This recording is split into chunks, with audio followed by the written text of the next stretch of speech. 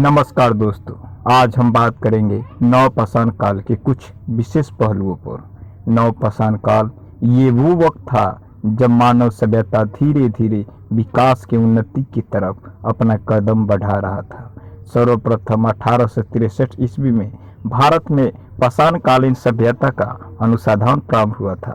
उपकरणों के भिन्नता के आधार पर संपूर्ण पाषाण काल युग को 3 मुख्य चरणों में विभाजित कर दिया गया, जो कुछ इस प्रकार थे: पूरा पाषाण काल, मध्य पाषाण काल और नवपाषाण काल।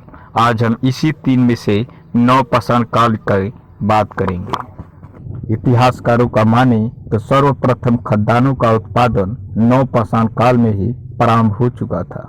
जी हाँ दोस्तों, आज हमारे जीवन काल में जो भी हम फसलें उगाते हैं, इनमें से ज्यादातर फसलें नवपाषाण काल के मानवों ने उत्पादन करना आरंभ कर दिया था, जैसे कि चावल, गेहूं, बाजरा, मक्का और राई जैसे फसलें भी शामिल है। सर्वप्रथम खदानों का उत्पादन नवपाषाण काल में ही प्रारंभ हो चुका था। इसी काल में गेहूं की कृषि प्रारंभ हुई थी। नवीनतम खोजों के आधार पर भारतीय उपमहाद्वीप में प्राचीनतम कृषि साक्ष्य वाला स्थल उत्तर प्रदेश के संत कबीर नगर जिले में स्थित लहुरा देव को माना जाता है।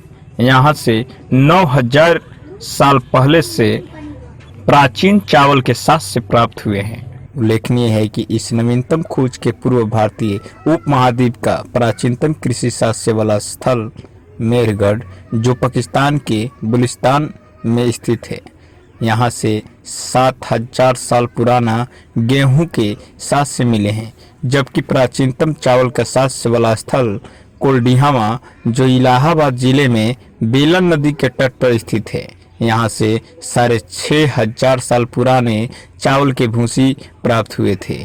माना जाता था चीन ग्यातिजी नदी घाटी के क्षेत्र में लगभग 7000 साल पहले चावल उगाया करता था और मक्का लगभग 6000 साल पहले मैक्सिको में पाया गया था।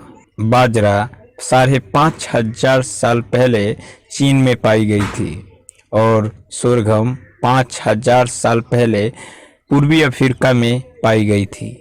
राई 5000 साल पहले दक्षिण पूर्व एशिया में तथा जई लगभग 2500 साल पहले यूरोप में सर्वप्रथम उगाया गया था।